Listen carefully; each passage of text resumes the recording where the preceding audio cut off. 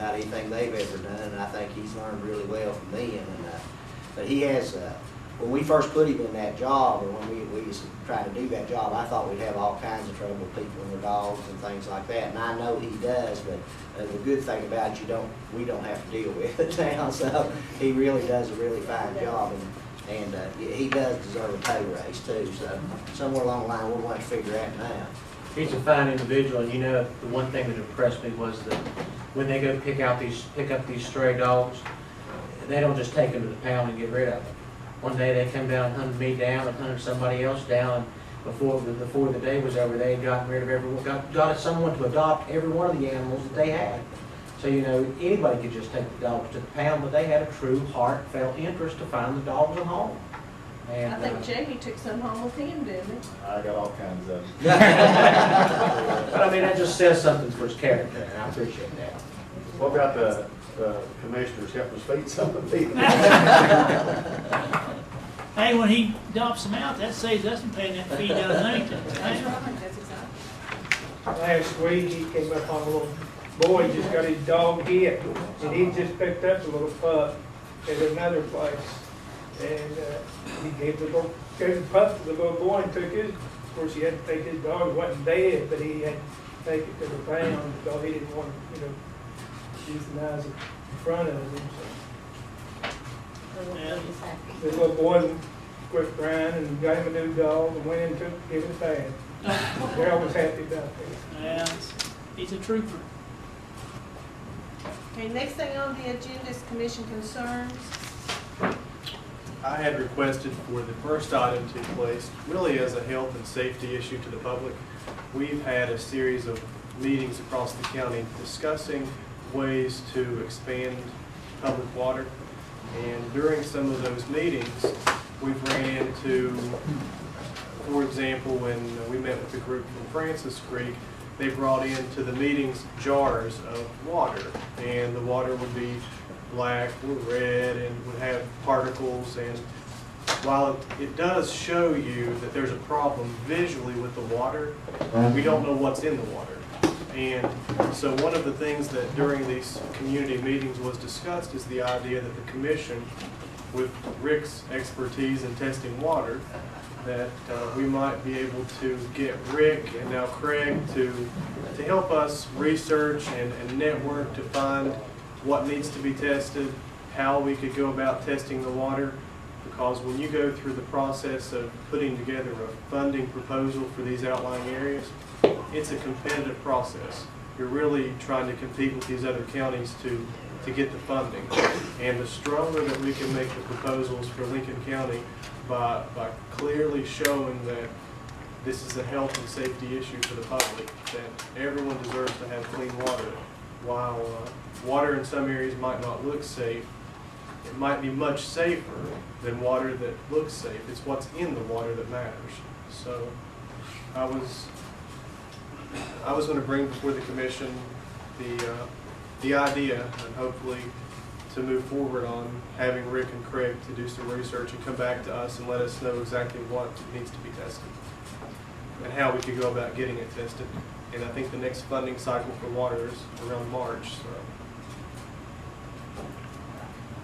What do you think, Rick?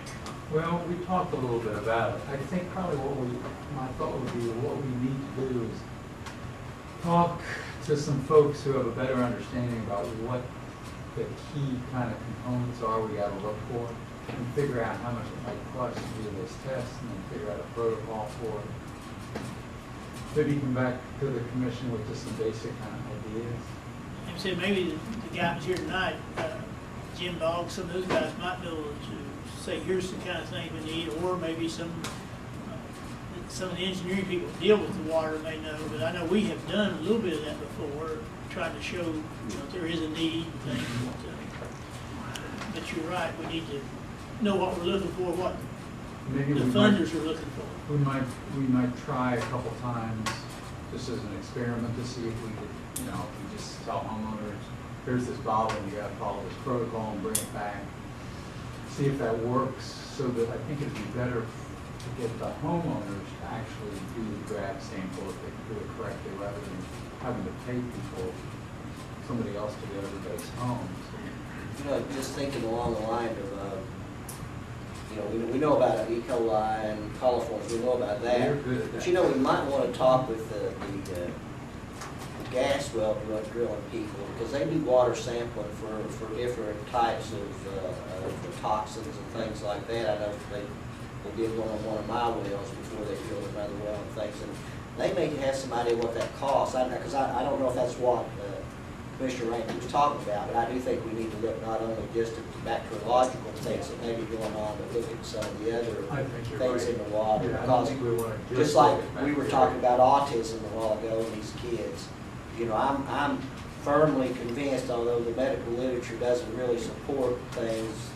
that say that for sure, but I think the heavy metals and things like that and some of the toxins we see in some of our well water contributes to these type things we're seeing kids. You know, we've lived through generations of being, saying that we have problems with genetic problems with our kids because we interbreed and things like that, because we're the type of people we are and things like that. And what we're looking at really is the toxins that these kids, the moms are exposed to and the dads are exposed to, and those type of things, I think that have a much bigger impact than any of those other reasons that these kids are sick.